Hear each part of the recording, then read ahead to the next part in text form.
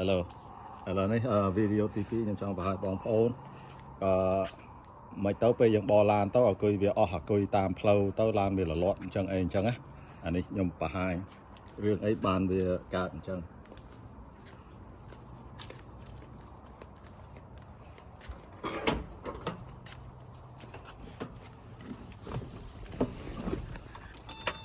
អានេះឡានវាឲ្យគុយនៅល្អស្អីៗនៅល្អទាំងអស់អានេះខ្ញុំបើកកូនសោវាដាក់ on position ទៅបើយើងមើលទៅអានេះ charge អានេះយើងមិនតន់បច្ចេកម៉ាស៊ីនណាដល់ពេលយើងបច្ចេកម៉ាស៊ីនហើយទៅអាភ្លើង charge ហ្នឹងវាបិទខ្លួនវាអាហ្នឹងវាថាឡានយើង charge អាគុយហើយអានេះខ្ញុំបច្ចេកឡានអានេះឡានអត់មានកើតរឿងអីទេអានេះគាត់ខ្ញុំបង្ហាញឡានវាដើរស្រួលអាឡានវាមិនដើរស្រួលគឺបងប្អូនឃើញហើយឃើញអាភ្លើងឆោចហ្នឹងវាបិទទៅបាត់ទៅអានេះភ្លើងប្រាំងដៃឯអានេះកុំភ័យអាហ្នឹងវាមិនអីមកពីឡានយើងថកអូខេឥឡូវហើយខ្ញុំចង់បង្ហាញបងប្អូនពេលឡានយើងវាខូចវាអត់ឆោចអាគុយអញ្ចឹងណាហេតុអីបានឡានវាអត់ឆោចអាគុយអូខេ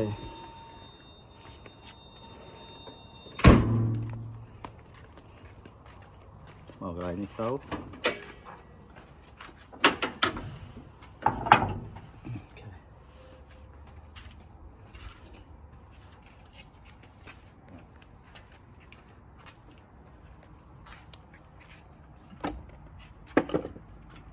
អូខេអានេះគឺជាបាទគេហៅ alternator បើ alternator ហ្នឹងវាដើរទៅដូចខ្ញុំបង្ហាញអញ្ចឹងអាភ្លើងនៅក្នុងឡានហ្នឹងពេលយើងបច្ចេកទៅវាត្រូវលលាត់ហើយបើថាភ្លើងហ្នឹងវាអត់លលាត់អាហ្នឹងវាខូចអា alternator យើងហើយក៏ខ្មែរម៉ាស៊ីនភ្លើងក៏អីខ្ញុំអត់ដឹងទេហ្នឹងអូខេអានេះខ្ញុំបង្ហាញពេលអានេះខ្ញុំដកខ្សែភ្លើងពីអាក្តិតក្រោយវានេះហ៎បង្ហាញថាភ្លើងហ្នឹងពេលខ្ញុំបច្ចេកទៅវាលលាត់ក៏អត់ដែរមើល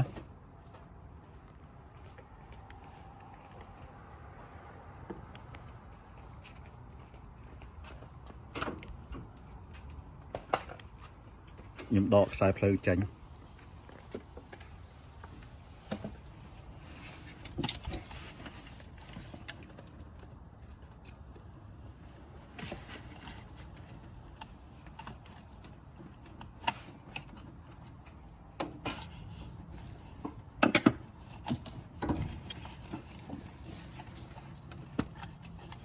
អូខេឃើញខ្សែភ្លើងនេះហ៎ខ្សែភ្លើងនេះគឺជាពីក្រោយalternator ហ្នឹងឯងអានេះខ្ញុំគាត់បង្ហាញពេលវាខូចណាភ្លើងនៅក្នុងdashboard យើងហ្នឹងវានៅវាអត់បិទទេវានៅ on ចឹងឯងអូខេខ្ញុំបង្ហាញពេលខ្ញុំបច្ចេកឡាន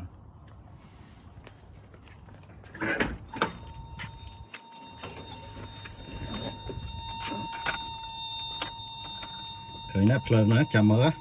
ពេលខ្ញុំបច្ចេកឡានទៅភ្លើងហ្នឹងវាអត់បិទទេវានៅតែហ្នឹងឯងឃើញណាបើឡានយើងជំនាន់ចាស់ក៏ជំនាន់ថ្មីយ៉ាងណាក៏ដោយបើយើងឃើញរូបសញ្ញា battery ហ្នឹងហើយ charge ហ្នឹងអាហ្នឹងវាថា alternator យើងខូចហើយអាហ្នឹងអូខេហើយបើយើងចង់ដឹងមិនបានវាខូចយើងមកនេះមក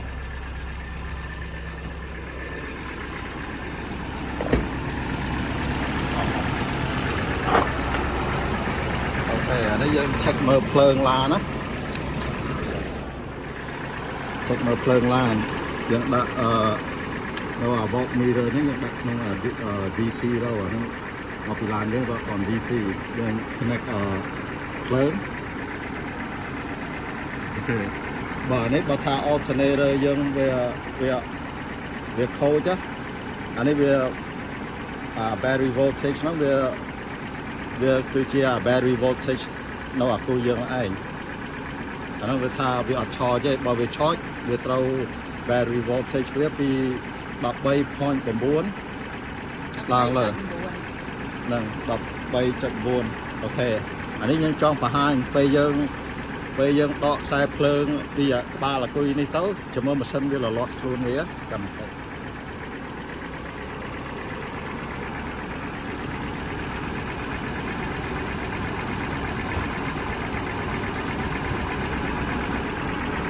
អូ អូខេអានេះខ្ញុំគាត់ណាបង្ហាញ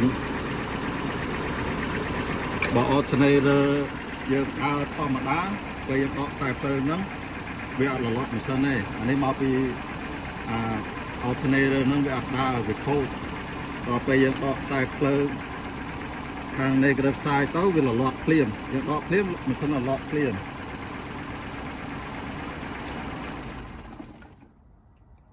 ឃើញទេបងប្អូនឃើញទេនឹងវាលលាត់អូខេឥឡូវនេះខ្ញុំដាក់អគុយទៅវិញហើយខ្ញុំទៅបញ្ឆេះឡានម្ដងទៀត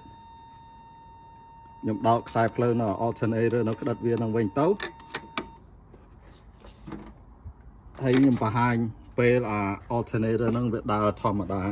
ហើយ battery voltage វាត្រូវលេខប្រមាណអីគេមកនេះអូខេឥឡូវនេះខ្ញុំដោតខ្សែថាខ្ញុំដកចេញពី alternator ហ្នឹងណាalternator ខ្ញុំបញ្យល់ទៅថា alternator បើវាអត់មានភ្លើងវាអត់ធ្វើភ្លើងឲ្យយើងទេត្រូវយើងដាក់ភ្លើងចូលក្នុងហ្នឹងបានវាធ្វើភ្លើងឲ្យយើងឆោចអាគុយឆោចអីប្រើភ្លើងឡានហ្នឹងឯងអូខេឥឡូវនេះខ្ញុំដោតខ្សែវិញ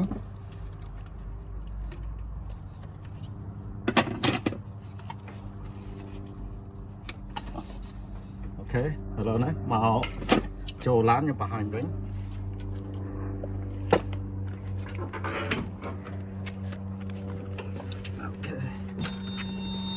បញ្ឆេះឡានម្ដងទៀតចាំមើលអាភ្លើងហ្នឹងណា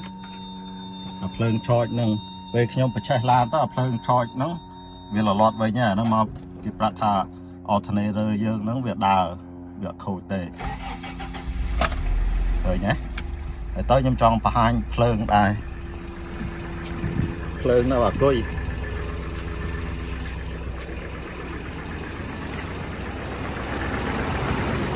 មើលđâyទៅកាលមកពេលalternator ខូចវា12 វ៉ុលចុចប្រមាណចុច6អីហ្នឹងឯងឥឡូវនេះពេល alternator ហ្នឹងវាដើរលេខវាត្រូវឡើងហើយមកពីទី1វាឆោចអាគុយឡានយើងអញ្ចឹងបានយើងបាន14.5អញ្ចឹងហើយបើថាខ្ញុំចង់មើលថាអូអាហ្នឹងឆោចមែនក៏មិនមែនឥឡូវនេះខ្ញុំបង្ហាញម្ដងទៀតពេលខ្ញុំដកខ្សែភ្លើងខាងនេះដកទៅម៉ាស៊ីនវាអត់លលាត់ទេម៉ាស៊ីនវានៅដើរហ្នឹងឯង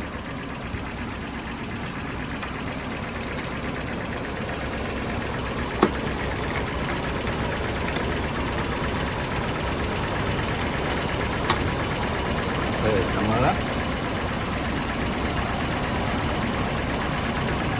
ឃើញម៉ាស៊ីនអត់លលាត់ទេម៉ាស៊ីននៅដើរហ្នឹងឯង